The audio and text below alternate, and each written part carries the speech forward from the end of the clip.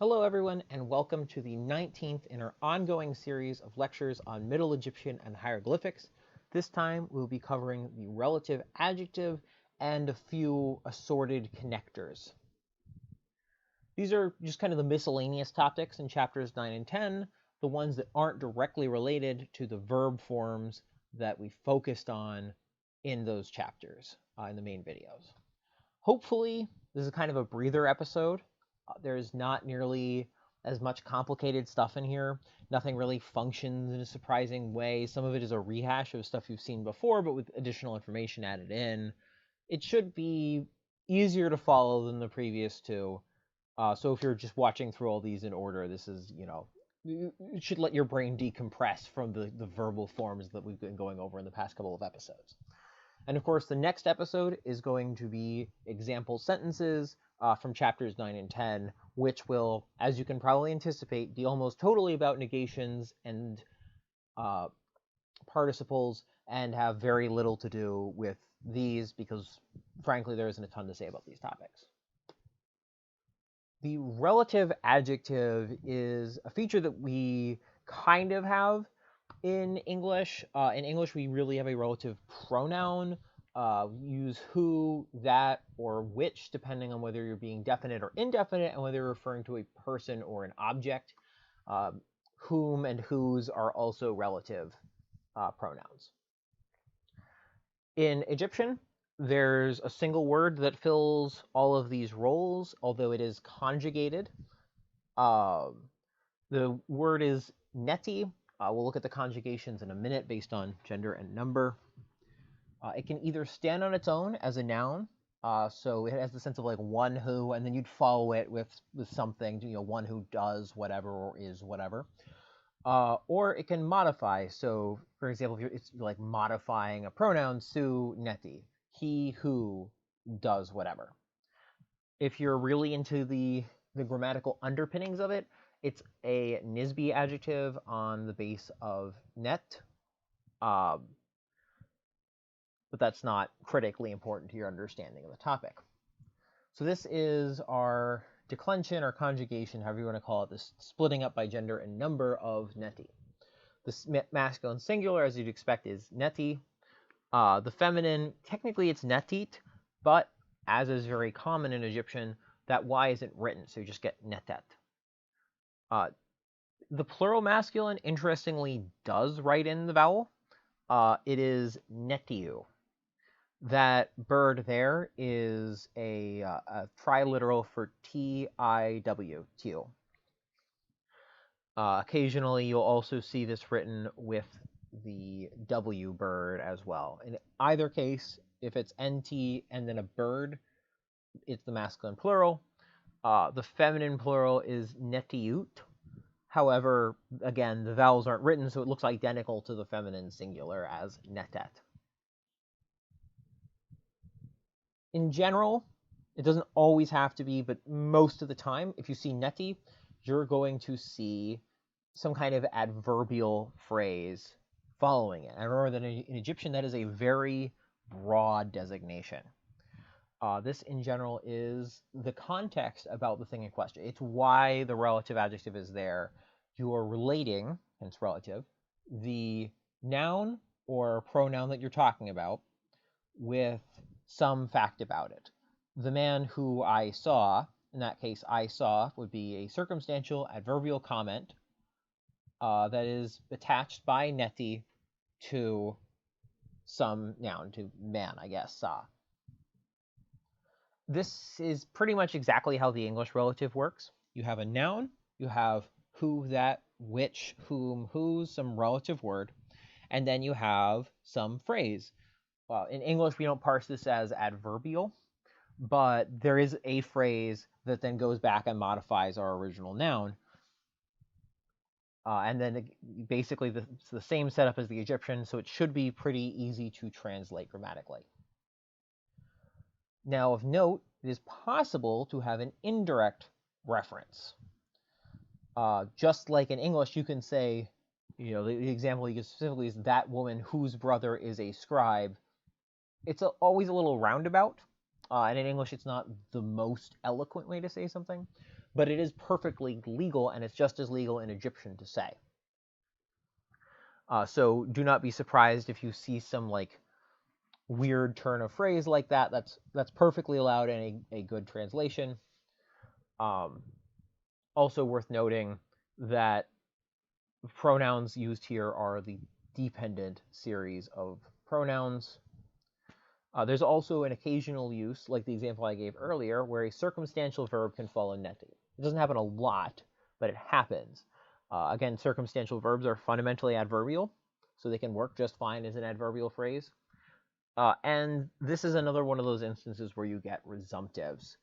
You may remember that from previous videos. Sometimes the Egyptians, if you have a long phrase, they'll just stick a word at the end that somehow vaguely correlates with the main topic of the phrase, and which in English translation can be left out. You know, you wouldn't say the place where he is in it, you would just say the place where he is. But in Egyptian, that in it is an addition that kind of helps contextualize and, you know, make sure everybody understands what's going on, basically.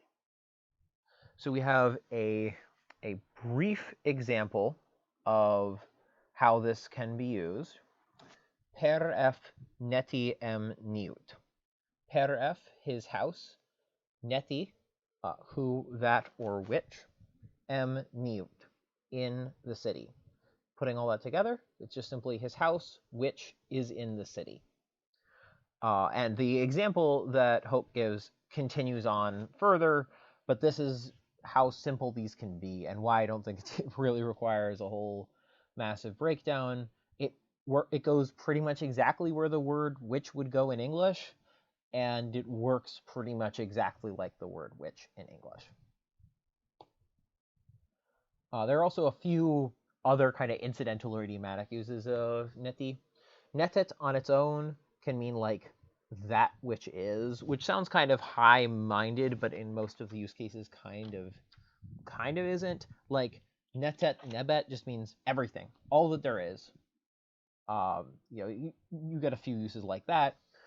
Kher netet is an occasional phrase meaning because.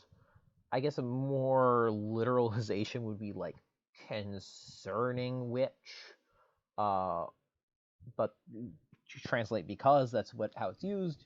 Netet or netet are both sort of generic phrases that open the main body of a letter. So you'd say like, hello, how are you? May the gods bless you, etc., etc., etc. All this stock phrases. Not exactly that, of course, I'm paraphrasing.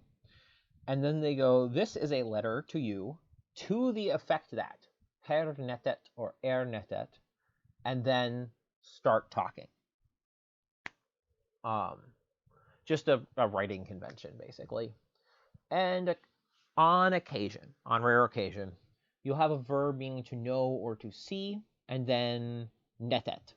And the meaning is to know that or to see that something happened or something is true. Not super common or important. You'd probably figure it out from context, but just worth noting. That's a perfectly fine use. Lesson 10 contains a couple of minor possession forms, by which I mean they don't come up a lot, but they do come up occasionally, so it is important to know them so you can recognize them. First one is en su x, where x is just any word, and it means he belongs to X. So like you might say that if you belong to a god, you know, you want to emphasize how important Ra is in your life. En we re, I belong to Ra. Netef X is the reverse of that. X belongs to him, and it uses the independent pronouns. They look a lot like AB nominal sentences that we're going to get to in a minute. Although it'll be pretty clear from context which one is which. But it's just a simple possessive form. NF imi X. This is a form that you could probably figure out without being taught from the literal meaning. NF, to him, imi, there is X, meaning X belongs to him. This is a kind of possessive phrase that is actually the default possession form in a number of languages. Persian comes to mind, Middle Persian. This is not these words, of course, they have different words, but this is how you would say this is a way to express that someone has something, is to say there exists to him this thing. This uses the suffix pronouns, and yeah, it works pretty intuitively according to the literal meaning of the words. NF, emi on its own, as like an adjective modifying something, can mean like of his or of hers. You know, that chair of his is very nice. Something like that would be perfectly fine. There are a few types of Egyptian sentences that we call A-B nominal sentences, which are, as you would expect, a noun A and a noun B put together to make a sentence. Or pronouns, so something, a nominal element, technically speaking, nouns. There are four main types we talk about. Each has kind of its own meaning. A is an independent pronoun, and B is a noun, means A is B. Enek necher aa, I am the great God, is an A-B nominal sentence of this sort.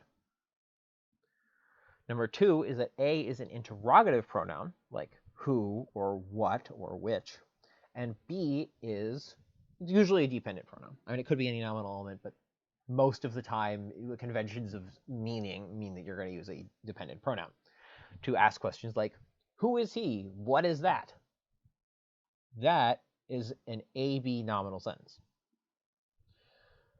Then you have two sentences that have to do with names. Either you say A is a name and B is the word Ren with the appropriate suffix, and then it is A is his name. Or sometimes if you're translating, people will say A his name, but I think an appropriate pronunciation is, and he has a son, Khnumhotep is his name, rather than Khnumhotep his name, which is a little awkward. And then you have kind of the reverse. A is just unmodified Ren, and B is a name. And that means the name of whatever, the name is the name of X's with the modification. But yeah, it's just, that's how I think you would likely see it, is, Ren and thing, and then the name. So the name of such and such a thing is the name. There are also a category of nominal sentences that use the particle who, PW. It is used in like a kind of A-B sentence, but in reverse, because it is the B part of the sentence, but it comes first in the translation, and it is the topic. And poo has to follow the first word of A. It skips ahead of adjectives, adverbs, whatever. You have to have the first word, poo, everything else. The only exception to this is noun constructions or compound words. That would kind of confuse the meaning. But you just have the pure noun or noun series, poo, any modifiers. And the meaning is, it is X. It is whatever the A element is, plus any of its modifiers and whatever. That's the whole meaning. So it's an answer to, what is that? It is whatever thing it is. And you'd use a poo construction to say that. If you want to say it's not something, you can either just put N at the beginning, or do N at the beginning and is at the end of the sentence. In these cases, it is acceptable to omit poo. You don't have to, but you can if you don't feel like saying it. You can also do basically the same thing with demonstratives, except you're saying this is X instead of it is X, or he is X, or she is X, or whatever. There's also a verb form I want to touch on briefly, and this isn't like the kind of critically important verb form that we talked about in the previous 2 episodes. This is a pretty simple form of the verb. It's an infix that goes inside of verbs that behaves a little bit like a form, and it has the basic meaning then. in, her, and ka, and they all convey either a narrative then or sort of like if then kind of sense. They're the then part. They follow normal patterns, except that when tends not to geminate. But the third week you have iri in, or the second geminate is still ma, etc. Generally not terribly hard to follow. When in is substantially more common than any of the others, and that tends to be a narrative form. It can even introduce a non-verbal sentence, notably, that specifically when in. But there isn't a lot to it. If you just remember it means then, and that it can sometimes just kind of be an introductory particle rather than a full verb, quote unquote, you will be able to understand stories with the in the narrative relatively easily. That's basically everything for this. Not really a ton to it. Next video, we'll be going over some examples of the verb forms that we have learned. And thank you for watching.